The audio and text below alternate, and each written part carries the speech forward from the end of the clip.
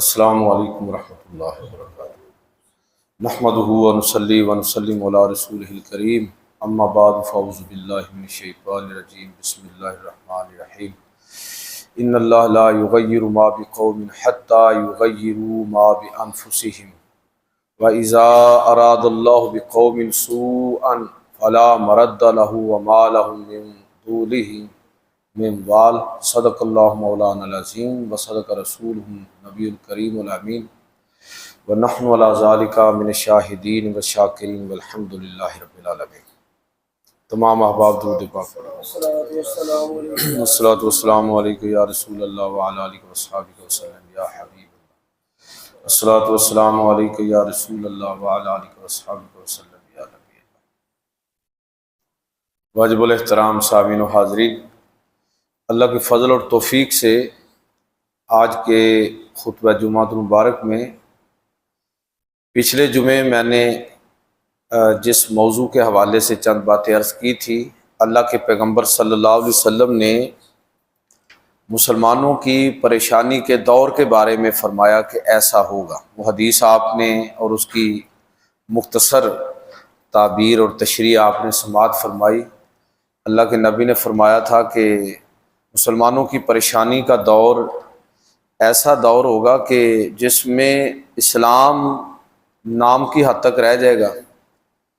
قرآن کے الفاظ ہوں گے لیکن اس کی روح جو ہے وہ ختم ہو چکی ہوگی لوگوں کی زندگی سے، اور مسجدیں جو ہیں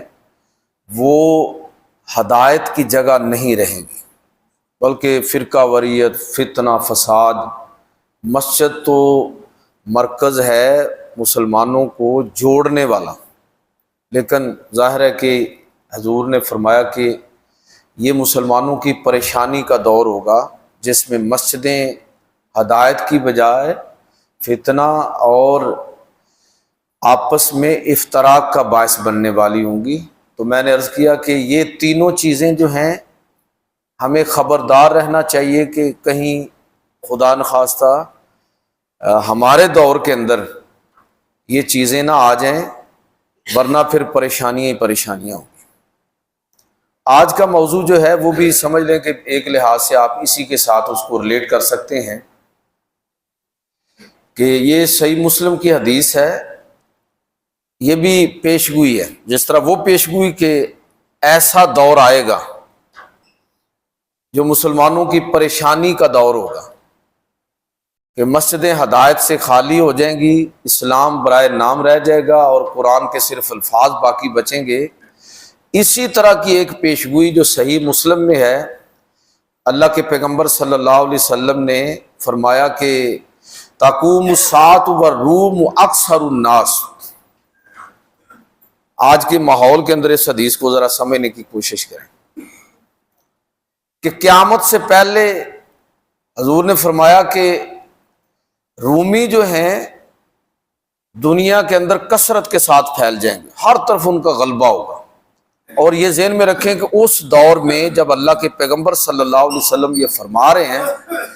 تو رومی کون لوگ ہیں؟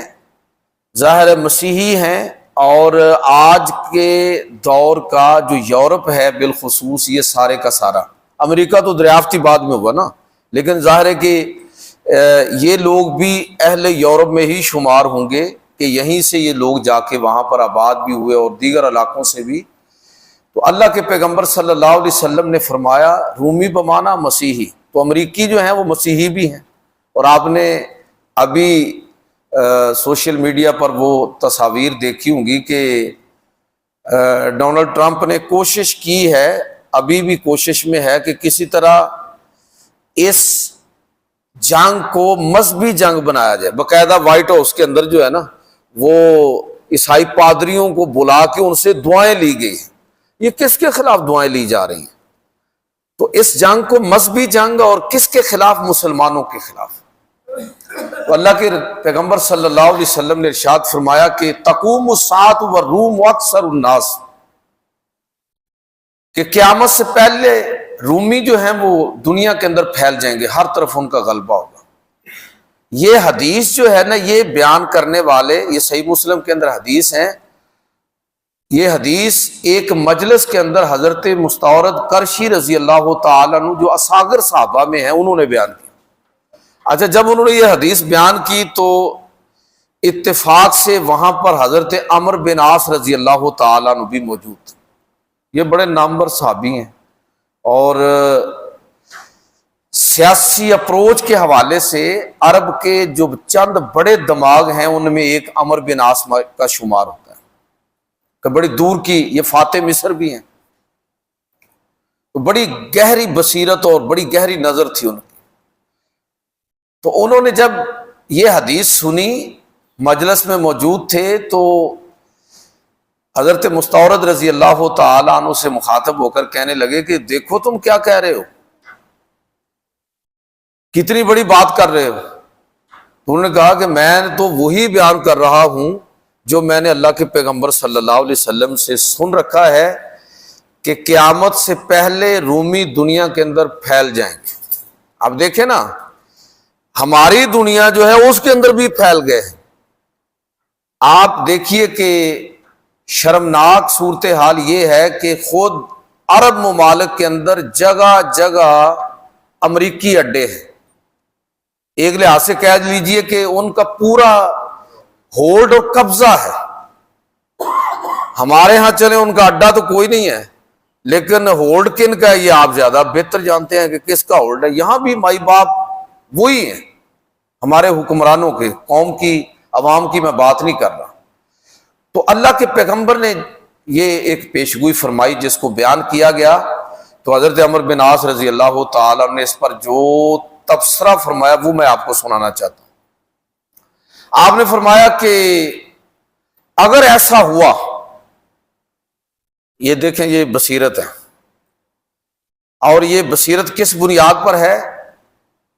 اللہ کے رسول صلی اللہ علیہ وسلم پر نازل ہونے والی کتاب اور خود رسول خدا صلی اللہ علیہ وسلم کی جو عملی زندگی ہے اس کی بنیاد پر یہ بات ہے۔ آپ نے فرمایا کہ اگر ایسا ہوا، یعنی اگر ایسا ہوا کہ قیامت کے قریب رومی پوری دنیا پر چھا جائیں گے، جس کی میں نے تشریح کی کہ آپ دیکھیے کہ کس طرح رومی سے مراد کیا ہے؟ مسیحی، پورا یورپ اور امریکہ اس میں شامل ہوگا۔ اگر ایسا ہوا تو انہوں نے کہا کہ پھر ان کے اندر 4 اوصاف پیدا ہوں گے۔ یہ 4 خصوصیات کے بغیر دنیا پر ان کو غلبہ نہیں حاصل ہو سکتا۔ یہ کتنی گہری بصیرت پر، جو قرآن و سنت کی بصیرت ہے جس کو عمر بن عاص بیان کر رہے ہیں، تو سنیے وہ کیا 4 چیزیں انہوں نے بیان فرمائی۔ فرمایا کہ ان میں سے پہلی چیز یہ ہوگی کہ اگر واقعتاً رومی دنیا پر غالب آ گئے اور ہر طرف وہ پھیل گئے، تو پہلا وصف ان کے اندر یہ ہوگا کہ انہم لاحلم الناس عند فتنہ، کہ پھر ایسا ہوگا کہ وہ سب سے بڑھ کر حلم ان لوگوں کے اندر ہوگا۔ احلم الناس کا مطلب یہ ہے کہ دیگر قوموں کی نسبت ان کے اندر حلم زیادہ ہوگا۔ یہ ایسا اخلاقی وصف ہے جو کسی فرد کے اندر اگر پیدا ہو جائے یا کسی قوم کے اندر پیدا ہو جائے تو وہ اس کو دیگر قوموں کے مقابلے میں برتر بنا دیتا ہے۔ تو آپ نے فرمایا کہ اگر رومی، جیسا کہ اللہ کے رسول نے فرمایا کہ آخری زمانے میں پوری دنیا پر چھا جائیں گے، تو پھر سن لو انہم لاحلم الناس عند فتنہ، آزمائش کے وقت وہ لوگوں میں سب سے بڑھ کر حلم والے ہوں گے۔ حلم کیا ہوتا ہے؟ حلم یہ ہوتا ہے کہ طاقت اور قدرت رکھنے کے باوجود، یعنی انتقام کی طاقت رکھنے کے باوجود، اگر کسی قوم کے اندر، اگر کسی فرد کے اندر، آپ اس کو فرد کی سطح پر بھی پریکٹس کریں اور اس کو قوم کی سطح پر بھی پریکٹس کریں، دیکھیں کہ من حیث القوم یہ وصف ہمارے اندر ہے یا کسی دوسری طرف ہی ہے۔ کہ اگر کسی فرد کے اندر یہ چیز پائی جائے کہ وہ سب سے بڑھ کر حلیم و تباہ، یہ حلم جو ہے نا یہ زیادہ کمپریہنسو لفظ ہے۔ حلم کے اندر نرم مزاجی، عفو درگزر، برداشت، استقلال، یہ ساری چیزیں حلم کے اندر موجود ہیں۔ تو عمر بن عاص رضی اللہ تعالی عنہ فرما رہے ہیں کہ اگر ایسا ہوا تو پھر وہ سب سے بڑھ کر لوگوں کے اندر حلیم متبع ہوں گے، یہ اخلاقی وصف ان کے اندر پیدا ہوگا، تو تب وہ دنیا پر غالب آئیں گے۔ اس لیے کہ وہ دیکھ رہے تھے کہ مسلمانوں کے غلبے کی اس وقت وجہ کیا ہے، جو مسلمان پوری دنیا پر چھائے ہوئے ہیں۔ جب عمر بن عاص یہ بات فرما رہے ہیں تو ظاہر ہے کہ یہ دور خلافت راشدہ کے بعد کے دور میں وہ پوری طرح سیاسی طور پر متحرک ہیں۔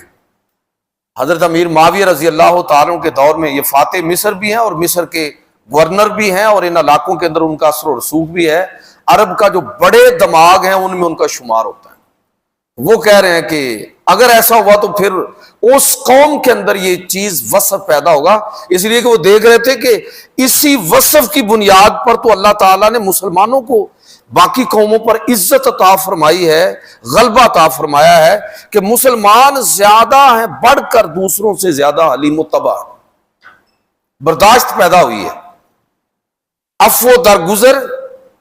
نرم مزاجی، یہ مسلمانوں کے اخلاق کا حصہ بنا ہے۔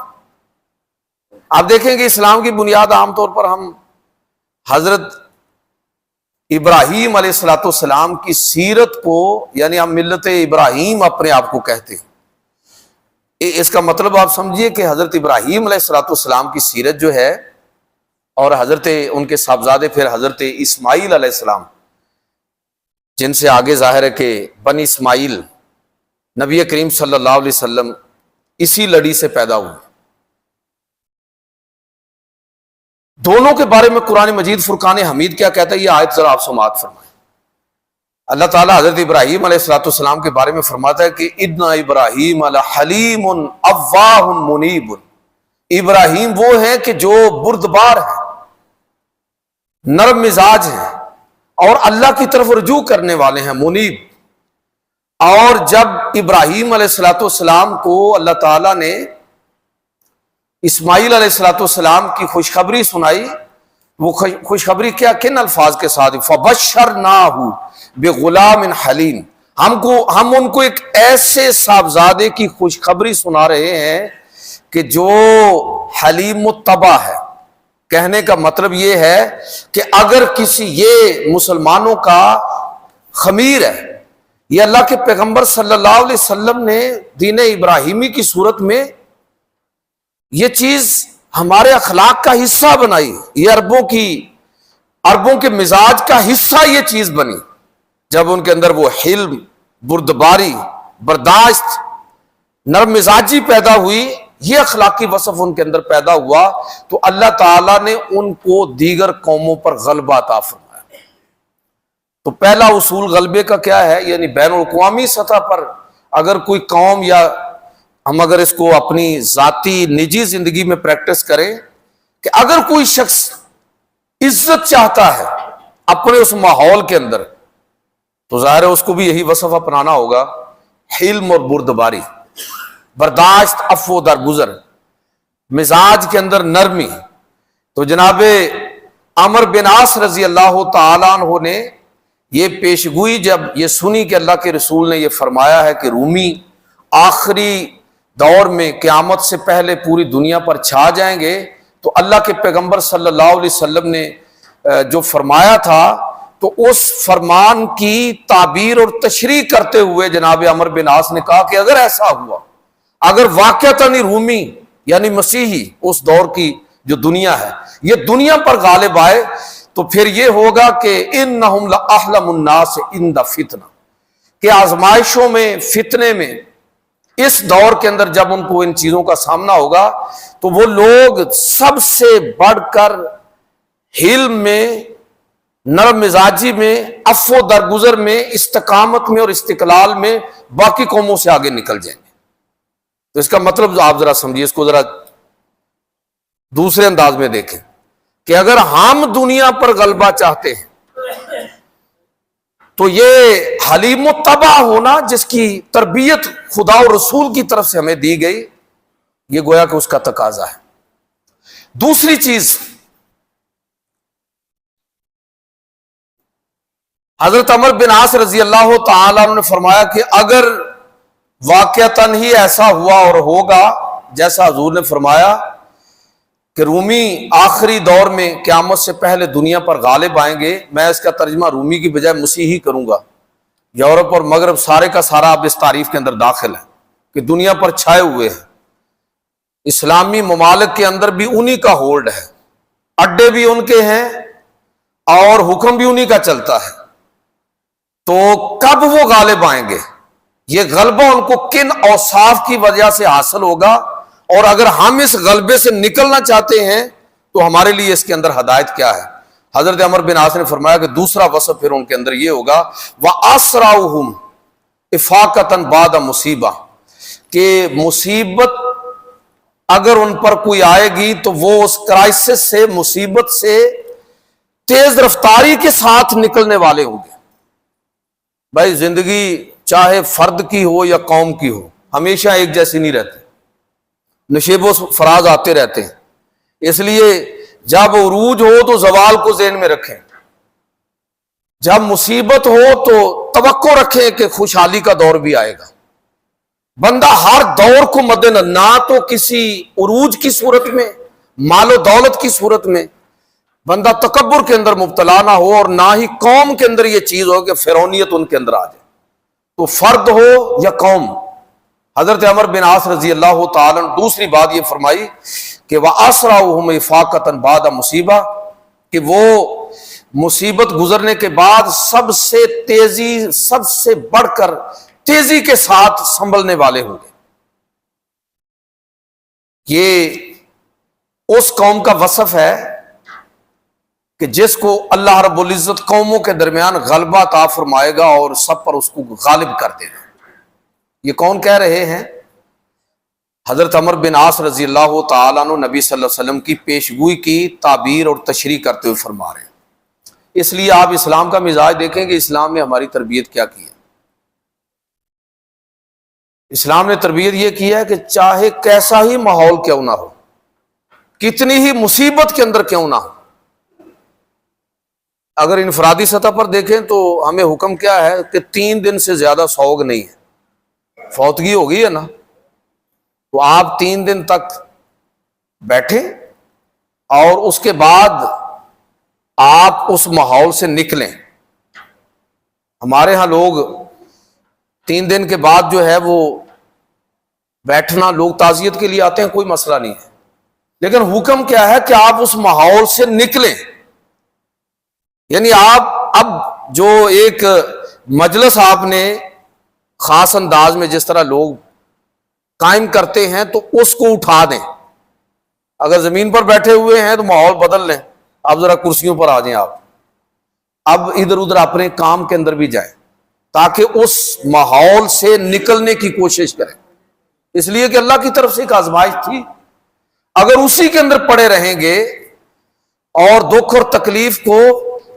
اپنے اوپر طاری کر لیں گے، چاہے یہ قوم ہو چاہے یا کوئی فرد ہو، تو دونوں صورتوں میں نقصان ہے۔ اسلام نے ہماری تربیت یہ کی کہ کرائسس کے بعد، مصیبت کے بعد اپنے ماحول کو تبدیل کرو۔ یہاں تک حکم ہے کہ اگر ایک جگہ پر تمہیں وہ کامیابی نہیں مل رہی تو وہ جگہ ہی چھوڑ دو، سیروا فی الارض، ادھر ادھر گھومو پھرو، ایک نہیں تو دوسری جگہ پر۔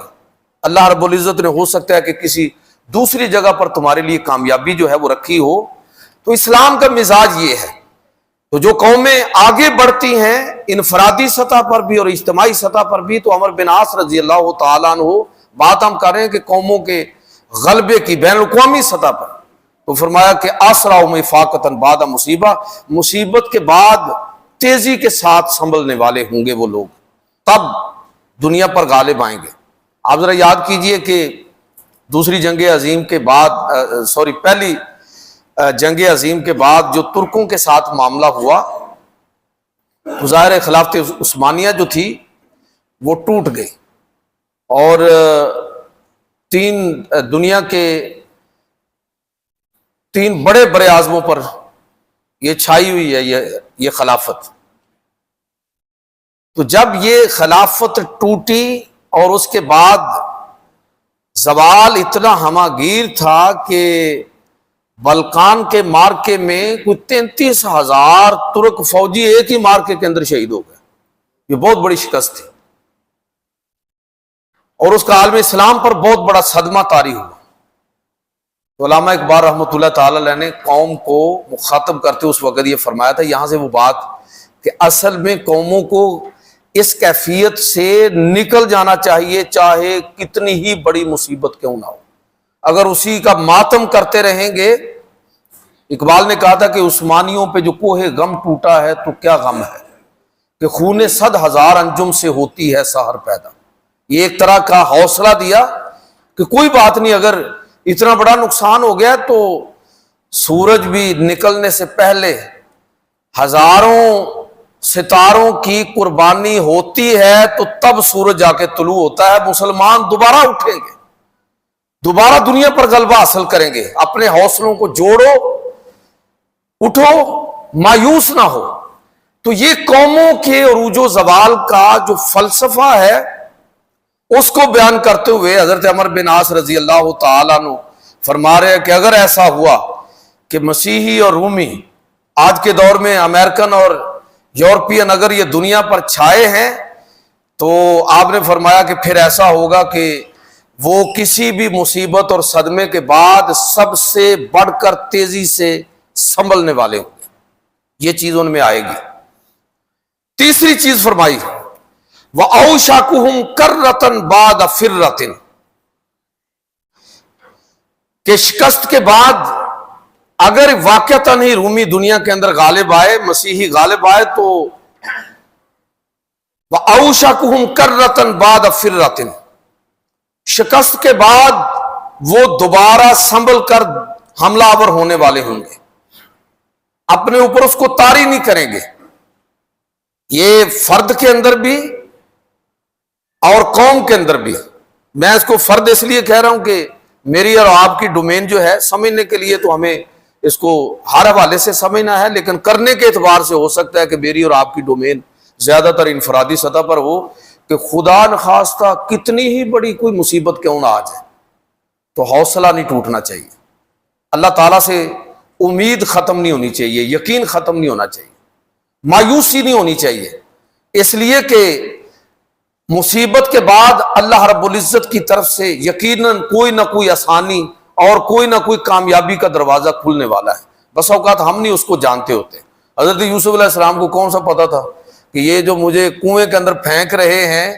तो जो बज़ाहिर नीचे जा रहा है वही ऊपर भी उठने वाला है। तो तदबीर और तकदीर का पूरा फलसफा सूरह यूसुफ के अंदर अल्लाह रब्बुल इज्जत ने बयान फरमा दिया यूसुफ अलैहिस्सलाम की सीरत की सूरत में। तो कहने का मतलब ये है कि ये फर्द की सतह पर और कौम की सतह पर ये वसफ हमें अपनाना होगा, और जो कौम भी अपनाएगी वो कौमों पर छा जाएगी। हजरत अमर बिन आस रजी अल्लाह तआला अन्हु यही बात फरमा रहे हैं कि अगर ऐसा हुआ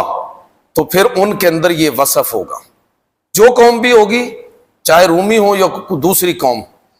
कि शिकस्त के बाद दोबारा तेजी के साथ संभलने वाले। आप देख लीजिए,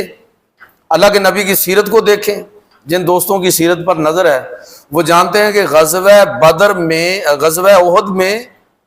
एक मौका पर बज़ाहिर बड़ी फुल फ्लेज किस्म की शिकस्त हो गई। अल्लाह के पैगंबर सल्लल्लाहु अलैहि वसल्लम शदीद जख्मी हुए और बज़ाहिर ऐसा लगा कि 70 मुसलमान शहीद हो गए हैं और मक्का मदीना का कोई ऐसा घर नहीं है जिसके अंदर कहराम बरपा नहीं है, और बाकी मुसलमान तितर बितर हुए हैं। अल्लाह के नबी ने ओहद पहाड़ की चोटी पर पनाह ली है। तो बज़ाहिर हालात देखें तो बड़े नाजुक हैं, लेकिन आप सल्लल्लाहु अलैहि वसल्लम उसी हालत के अंदर दुश्मन के ताक़ुब में निकले हैं। यह है तेजी के साथ संभलना कि अगर कौमों पर कोई मुसीबत आ जाए या फर्द पर कोई मुसीबत आ जाए तो उस नाकामी को एक तरफ रखते हुए किस तरह दोबारा अपने आप को मुनज़्ज़म करना है, यह अफराद के लिए भी और कौमों के लिए भी अल्लाह रब्बुल इज्जत के हबीब की हदीस की तशरीह करते हुए अमर बिन आस रजी अल्लाह तआला फरमाते हैं कि ऐसी कौम के अंदर ये वसफ होगा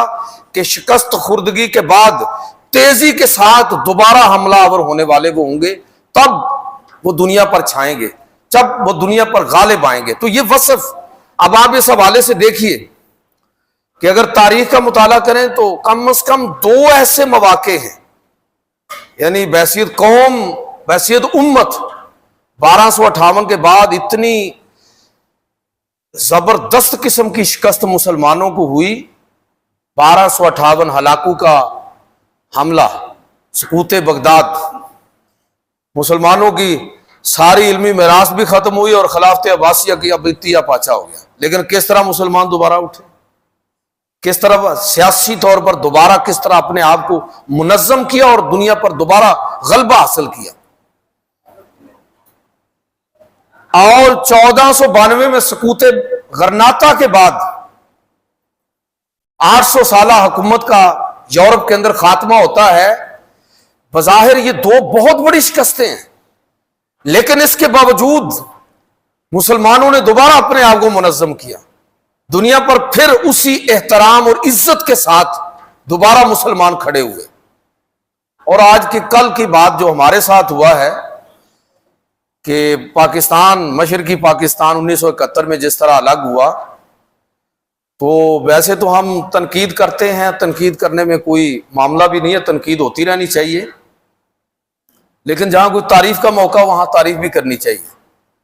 کہ یہ جو ذلت آمیز شکست تھی 71 کی، کوئی چھوٹی شکست نہیں تھی، بہت بڑی شکست۔ بہرحال اس کے بعد پاکستانی قوم اور ہماری جو لیڈرشپ ہے اپنے 1000 خامیوں کے باوجود کھڑے ہوئے۔ میرے خیال میں اس میں کوئی جھجک نہیں ہونی چاہیے کہ ذوالفقار علی بھٹو کو اگر ایٹمی طاقت جو بننے کا پاکستان کا سفر شروع ہوا، اس کی بنیاد رکھنے پر اگر اس شخص کو خراج تحسین پیش کیا جائے، اگر اس سفر کے اندر ضیاء الحق جیسا عامر، دیگر پہلوں سے آپ تنقید کیجئے، لیکن اس کا جو کنٹریبیوشن ہے کہ کس طرح اس نے اس چیز پر کمپرومائز نہیں کیا، اور نون لیگی دور کے اندر کس طرح نواز شریف نے جرت کر کے ایٹمی دھماکے کر کے پوری قوم کو، بلکہ میں کہوں گا کہ عالم اسلام کو ایک طرح کا اعتماد دیا ہے۔ تو ہماری جو لیڈرشپ تھی، بہرحال قوم نے بھی ان کا ساتھ دیا کہ واقعہ نہیں کہ گھاس کھانے تک مجبور ہو گئے، اور اپنی جو ایٹمی اور فوجی صلاحیت تھی اس پر کمپرومائز نہیں کیا۔ تو اس کا آج آپ نتیجہ دیکھ لیجیے، عالم عرب کی حالت دیکھیں کہ ریال بھی موجود ہیں، ڈالر بھی موجود ہیں، سارا کچھ موجود ہے، لیکن اس موجودگی کے باوجود جو لرزہ عالم عرب پر اس وقت طاری ہے، اس میں ہم جیسے بھوکے ننگے لوگ جو ہیں نا، وہ پھر بھی عزت کے ساتھ بیٹھے ہوئے ہیں کہ اللہ کے فضل سے کم از کم ہماری جو صلاحیت اور دفاع کی قوت ہے وہ تو محفوظ ہے۔ تو قوم جب کوئی چیلنج قبول کرتی ہے تو اللہ رب العزت کا وعدہ ہے قرآن پاک کے اندر، آپ دیکھیں کہ قوموں کے عروج و زوال کے حوالے سے، اور یہ جو حضرت عمر بن عاص رضی اللہ تعالی نے بات کی، بالکل یہ بات انہوں نے وہاں سے ہی اخذ کر کے بیان کی کہ اگر رومیوں کو اور مسیحیوں پر کو دنیا پر غلبہ حاصل ہوا تو پھر ایسا ہوگا کہ وہ شکست کے بعد تیزی کے ساتھ دوبارہ حملہ آور ہونے والے ہوں گے۔ اب آپ دیکھیے کہ یہ شکست ہمیں بھی ہوئی، اہل پاکستان اس شکست کو کبھی نہیں بھولے، لیکن اس کے بعد اس اثر سے تیزی کے ساتھ قوم نکلی ہے۔ ہمارے معاشی مسائل اپنی جگہ ہوں گے، لیکن اللہ تعالیٰ کا جو حکم ہے کہ وَأَعِدُّوا لَهُمْ مَا اسْتَطَعْتُم مِّن قُوَّةٍ وَمِن رِّبَاطِ الْخَيْلِ، کہ گھوڑے، ٹینک، طیارے، توپیں، ہر چیز دشمن کے مقابلے میں تیار رکھو۔ تمہاری معیشت کمزور ہے، سنبھل جائے گی کبھی نہ کبھی، لیکن اگر تمہاری دفاعی قوت کمزور ہو گئی تو پھر تمہارا کوئی پرسان حال نہیں ہوگا۔ ساری معیشتیں کروڑوں اربوں ڈالر، خربوں ڈالر کی بات کریں، اربوں ڈالر کی بات بھی نہیں ہے، وہ سارا کچھ عالم عرب کے پاس ہے، لیکن جو اس وقت ان کے حالات ہیں، ہمیں بھی شکست ہوئی لیکن سنبھل گئی قوم ایک پہلو سے، ساری کمزوریاں اپنی جگہ پر، لیکن ایک پہلو سے سنبھل گئی۔ آپ دیکھ لیں کہ پورے عرب کو اسرائیل نے، چھوٹا سا ملک ہے، 67 کی آپ جنگ دیکھیں، اس سے پہلے اور اس کے بعد کے کئی مارکوں کے اندر شکست بار بار ہو رہی ہے، لیکن بدبختی آپ دیکھیں کہ بجائے اس کے کہ اپنی قوت بازو پر اعتماد کیا جاتا، اپنی دفاعی صلاحیت کو مضبوط کیا جاتا، بس آپ دیکھیں کہ اپنا دفاع جو ہے وہ اس دشمن کے حوالے کیا ہوا ہے جس سے خیر کی توقع رکھنا، میں کہتا ہوں کہ قرآن کے انکار کے برابر ہے۔ بھی جب اللہ تعالیٰ واضح طور پر فرما رہا ہے کہ یا ایھا الذین آمنوا لا تتخذوا اليہود والنصارى اولیاء بعضهم اولیاء، یہود و نصارہ پر کبھی اعتماد نہ کرنا، یہ تمہارے دوست نہیں ہیں، آپس میں ایک دوسرے کے دوست۔ تو میرا کہنے کا مطلب یہ ہے کہ قوموں کے عروج و زوال کا جو فلسفہ ہے، اس میں تیسرا اصول جو عمرو بن عاص رضی اللہ تعالیٰ عنہ نے بیان فرمایا کہ پھر ایسا ہوگا کہ شکست کے بعد تیزی سے سنبھلنے والے، سبق لینے والے، اگر آج بھی اللہ تعالیٰ عربوں کو ہدایت عطا فرما دے، ان کو سمجھ آ جائے کہ معیشت بھی بڑی اہم ہے، لیکن معیشت پر کمپرومائز کر لو، اپنے دفاع پر کمپرومائز مت کرنا اور یہ دشمن کے حوالے نہ کرنا۔ چوتھی چیز آپ نے یہ بیان فرمائی کہ اگر ایسا ہوا کہ مسیحی اور آج کی اصطلاح میں یورپین اور امریکن اگر اللہ کے رسول کی حدیث کے مطابق کہ آخری زمانے میں رومی دنیا پر غالب آئیں گے، تو آپ نے فرمایا کہ پھر ان کے اندر یہ وصف بھی ہوگا کہ خیرہم لمسکین و یتیم و ضعیف، کہ وہ سب سے بڑھ کر مسکینوں، یتیموں اور ضعیفوں کی مدد کرنے والے ہوں گے۔ یہ دیکھیں کچھ چیزیں جو ہے نا بڑی واضح اور دو ٹوک ہے۔ اللہ تعالیٰ نے قوموں کے عروج و زوال کا جو فلسفہ بیان فرمایا اور پیغمبر اسلام صلی اللہ علیہ وسلم نے جس کو عملی طور پر پریکٹس کیا مدینہ کی ریاست کے اندر، اور خلفائے راشدین نے جس کو اور زیادہ عملی طور پر لوگوں کے سامنے، وہ کیا تھا کہ ایک ایسی ریاست جو سوشل ویلفیئر اسٹیٹ کہ جس میں مسکین، یتیم اور ضعیف ان کے حقوق کا تحفظ ہو، لوگوں کے بنیادی حقوق جو ہیں وہ محفوظ ہوں۔ وہ فرما رہے ہیں کہ جس ریاست کے اندر، جس قوم کے اندر، جس معاشرے کے اندر لوگوں کے بنیادی حقوق یعنی یتیم ہیں، مسکین ہیں اور ضعیف کمزور لوگ جن کے حقوق جس معاشرے کے اندر محفوظ ہوں گے، تو چوتھا وصف فرمایا کہ یہ سب سے بڑھ کر دنیا پر غلبہ حاصل کرنے والی قوم اور لوگ۔ ایک دور میں یہ وصف ہمارے اندر تھا، آج شاید یہاں جس کو بات کرنے کی آزادی نہیں ہے وہ بھاگ کے یورپ اور مغرب کا سفر کرتا ہے کہ وہاں پر میں آزادی کے ساتھ بات کر سکوں۔ ہمارے کتنے صحافی اس دور جبر کے اندر یہاں سے فرار ہو کے یورپ جا کے بیٹھے ہوئے۔ اس سے آپ اندازہ کریں کہ بحیثیت قوم ہمارے اندر یہ اخلاقی کمزوری پیدا ہو چکی ہے، عالم عرب میں تو آواز نکالنے کی اجازت ہی نہیں ہے۔ ہم سب سے زیادہ جو لبرل معاشرہ ہے اس حوالے سے، وہ کہہ لیجئے کہ پاکستان ہے، ہم کھل کے بات کر رہے ہیں، میں بھی بات کر رہا ہوں، لیکن ہماری آزادی کو بھی کس طرح محدود کر دیا گیا اور ختم کر دیا گیا کہ لوگ کھل کر بات کرنے سے ڈرتے کہ اگر بات کی تو کہیں ایجنسیاں اٹھا کے نہ لے جائیں۔ ہر جگہ تو ایجنسیوں کے نمائندے بیٹھے ہوئے ہیں، مسجدوں کے اندر بیٹھے ہوئے ہیں، ہر جو آپ کا کہہ لیجئے کہ یہ جتنے آپ کے اس وقت چینل چل رہے ہیں ان کے اندر باقاعدہ لوگ انجیکٹ کیے گئے ہیں۔ آپ حیران ہوں گے ڈاکٹر صاحب، ہر یونیورسٹی کے اندر باقاعدہ ہماری جو فورسز ہیں ان کی طرف سے لوگ متعین کیے گئے ہیں۔ بھئی اے بندگان خدا، اگر قوم کو اس طرح ان کی زبان سے، ان کی رائے سے محروم کر دو گے تو جو کولیکٹیو وزڈم ہے اس سے کس طرح تم فائدہ اٹھاؤ گے؟ تنقید یاد رکھیے کہ تنقید بذات خود جب اصلاح کے لیے ہوتی ہے تو وہ فائدہ بخش ہوتی ہے، نقصان دہ نہیں ہوتی۔ بہرحال یہ آپ نے بیان فرمایا کہ ایسی قوم، ایسے لوگ جو دنیا پر غالب ہوں گے تو ایسے ہوں گے کہ ان کے اندر خیر خواہی مسکینوں کے لیے، ضعیفوں کے لیے اور کمزوروں کے لیے سب سے بڑھ کر ہوگی، اور یہ تربیت اصلاً ہمیں دی گئی تھی۔ حضور نے فرمایا تھا کہ خیر الناس من ینفع الناس، لوگوں میں سے سب سے اچھا وہ ہے جو لوگوں کے لیے زیادہ نفع بخش ہے۔ جو زیادہ فائدہ بخش ہے۔ تو میرے بھائیوں، یہ چار چیزیں آپ نے بیان فرمائی کہ سب سے بڑھ کر خیر خواہی اس قوم کے اندر پیدا ہوگی، کمزور لوگوں کے لیے، پسے ہوئے طبقات کے لیے۔ اور آپ دیکھیے کہ اس حوالے سے ہماری تربیت اسلام نے کیا کی ہے کہ پوری اللہ کی مخلوق کو اللہ کے نبی صلی اللہ علیہ وسلم نے اللہ کا خاندان اور اللہ کا کنبہ قرار دیا کہ صرف آپ مسلمانوں کے خیر خواہ مت بنیے، پوری انسانیت کے خیر خواہ بنے، پوری انسانیت کو مد نظر رکھے۔ اور یہ چیز جب کسی قوم کے اندر آئے گی تو اس کو اللہ رب العزت دیگر جتنی قومیں ان پر غلبہ عطا فرمائے گا۔ آخری بات کر کے ختم کرتا ہوں کہ حضرت عمر بن عاص نے فرمایا کہ اگر ایسا ہوا جو اللہ کے نبی نے فرمایا ہے کہ رومی پوری دنیا پر غالب آ جائیں گے، جس کا رومی کا ترجمہ میں مسیحی کر رہا ہوں، تو پھر پانچویں چیز یہ ہے وَآمَنَاهُمْ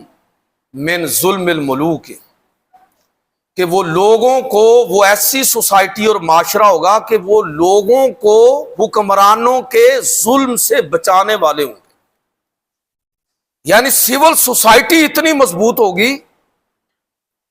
کہ اگر حکمران کو غلط کام کر رہے ہیں، لوگوں پر ظلم کر رہے ہیں، تو لوگ کھڑے ہو جائیں گے۔ زیادہ بات کرنے کا شاید موقع نہ ہو، لیکن پھر بھی تھوڑا سا نظر آپ ڈالیے کہ چاہے غزہ کا معاملہ ہو یا ابھی ایران کی جنگ ہو، اس میں میرا خیال ہے کہ سب سے بڑھ کر جن ملکوں کے اندر احتجاج ہوا ہے نا اور عوام کھڑے ہوئے ہیں، وہ یورپ اور مغرب کے اندر لوگ کھڑے ہوئے ہیں۔ عالم اسلام میں تو اس کی اجازت ہی نہیں۔ غزہ کے حوالے سے جلوس لوگوں نے نکالنے کی کوشش کی تو کس طرح ان کے ساتھ کیا معاملہ ہوا۔ ایران جنگ کے حوالے سے عالم عرب اور عالم اسلام کے اندر حمایت کے اندر کوئی بات کرنا جو ہے، ایک تو مصیبت وہی ہے کہ یہ شیعہ لڑ رہے ہیں، شیعہ کی جنگ ہے۔ ایسا زہر گھول دیا گیا ہے امت کے اندر کہ لوگ ان چیزوں کو شیعہ اور سنی کے تناظر میں دیکھ رہے ہیں۔ تو ٹھیک ہے، پھر آپ نیتن یاہو کو اور ڈونلڈ ٹرمپ کو بے شک آپ پکا سچا سنی سمجھ لیں، ان کو بے شک آپ شیعہ اور کافر سمجھ لیں۔ ان کا تعلق تو اللہ کے فضل سے پھر ناجی گروہ سے ہو گیا نا۔ یعنی اتنی فرقہ واریت لوگوں کے اندر بھری ہوئی ہے، ایک وہ تقسیم جو فرقہ وارانہ ہے، اور دوسرا عالم اسلام کے اندر جو حکمرانوں کا جبر ہے کہ لوگوں کے لیے آواز اٹھانا مشکل ہے۔ تو فرمایا کہ اگر یہ ایسا ہوا تو پھر اس قوم کا وصف یہ ہوگا، سول سوسائٹی اتنی مضبوط ہوگی کہ لوگ حکمرانوں کے ظلم سے دیگر لوگوں کو بچانے کے لیے لوگ کھڑے ہو جائیں گے۔ اصل میں یہ تربیت تو اسلام نے ہماری کی تھی۔ یاد کیجئے خلفائے راشدین کے دور میں کس طرح ایک شخص کھڑا ہو کے حضرت عمر رضی اللہ تعالیٰ عنہ سے ان کی قمیض کے بارے میں سوال کر رہے ہیں۔ ایک خاتون کھڑی ہو کے حضرت عمر رضی اللہ تعالیٰ عنہ سے تقاضا کر رہی ہے کہ یہ آپ عورتوں کا حق مہر کیسے محدود کر سکتے ہیں۔ تو بنیادی انسانی حقوق کے حوالے سے سول سوسائٹی اتنی مضبوط ہے کہ حکمرانوں کی مجال نہیں ہے کہ کوئی معاملہ گڑبڑ کریں۔ یہ تربیت دی اللہ کے پیغمبر صلی اللہ علیہ وسلم نے لوگوں کو کہ وہ اگر کوئی چیز دیکھیں تو اس کے خلاف بات کریں، اس کے خلاف اٹھ کھڑے ہوں۔ یہ ایک حدیث سنا کے میں اپنی بات کو ختم کروں گا۔ یہ عبداللہ ابن عمر رضی اللہ تعالیٰ عنہ کی روایت ہے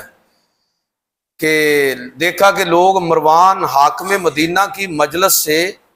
اٹھ کر باہر آ رہے ہیں، محل سے باہر آ رہے ہیں۔ تو پوچھا کہ بھائی کدھر تھے؟ جی مروان کے پاس تھے۔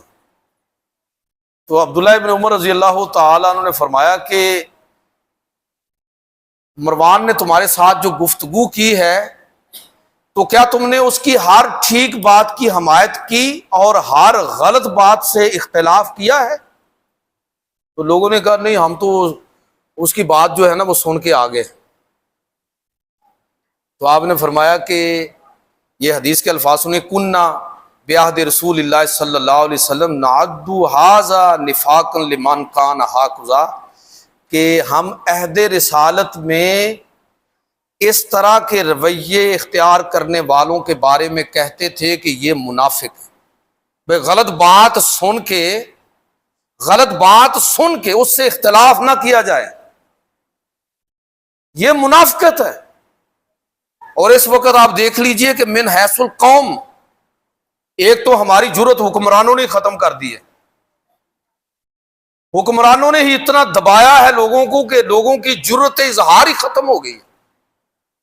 اور چند لوگ اگر بات کرنے کی کوشش کرتے ہیں تو وہ ان کے رڈار پر آ جاتے ہیں، چاہے وہ صحافی ہوں،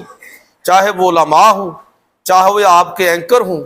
یا چاہے آپ کے جو بڑے لوگ سوچ سمجھ رکھنے والے ہیں، تو وہ ان کے رڈار پر ہوتے ہیں،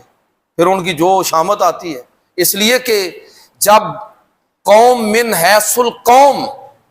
یہ چیز ان کے اندر نہیں ہوگی تو کچھ لوگ اگر ایسی بات کریں گے تو وہ تو پھر آزمائش کے اندر آئیں گے۔